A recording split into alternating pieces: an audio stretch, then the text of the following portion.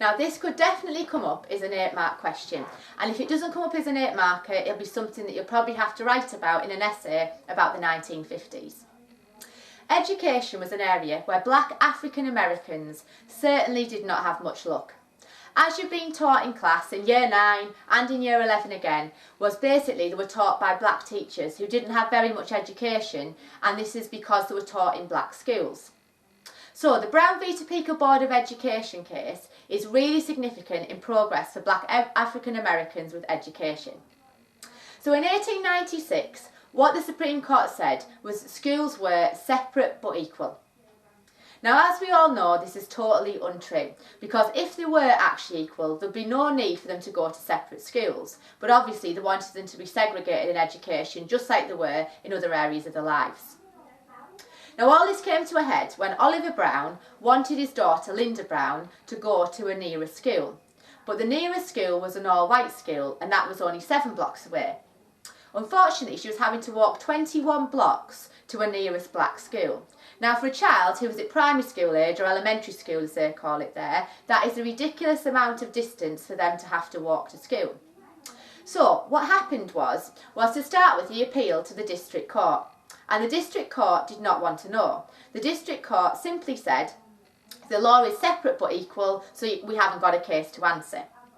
But the NAACP became involved, and so did other parents. So they too applied to get their children to go to the nearest school, even if it was a white school. So what happened was the Supreme Court became involved. And in 1954, everybody held their breath, waiting for the ruling of the Supreme Court. And the Supreme Court said the ruling, separate but equal, was completely and utterly wrong, because they can't be separate but equal if children have to go to different schools. Just use your common sense with that. There must be something different about them if they want them to go to separate schools. So what happened was, the Supreme Court didn't set a deadline to desegregate the schools in the South, and unfortunately neither did Eisenhower. Now, President Eisenhower could have acted more on this, but he didn't, because he was always worried about offending the South, as most of the presidents in the United States would always be concerned about.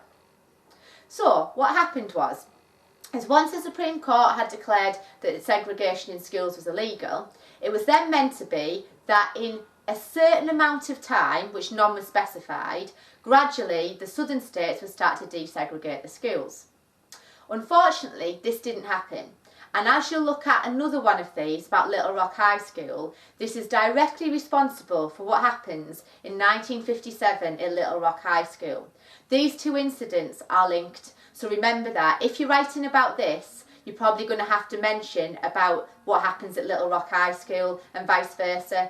Last year, the question was, why was there an incident in Little Rock High School? And the pupils had to write about both the Brown v Topeka Board of Education incident and about the consequences at Little Rock. Separate but equal. For more than half a century, these 3 words plagued America. The doctrine, separate but equal, provided the legal basis for racial segregation in the United States from 1896 until 1954, when the Supreme Court handed down the landmark decision Brown versus Board of Education. The justices declared that segregation by law violates the 14th Amendment of the Constitution. Passed just after the Civil War, the 14th Amendment guaranteed rights to all citizens regardless of color.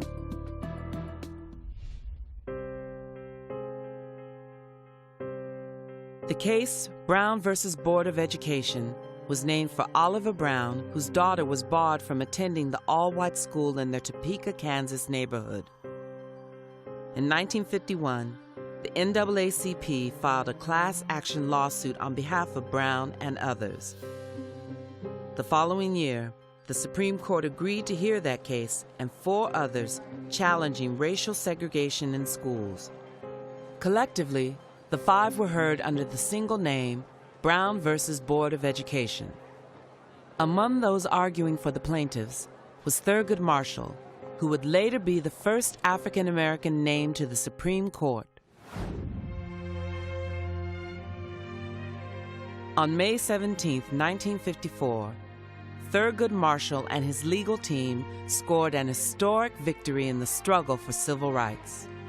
On that day, Chief Justice Earl Warren announced the court's unanimous decision.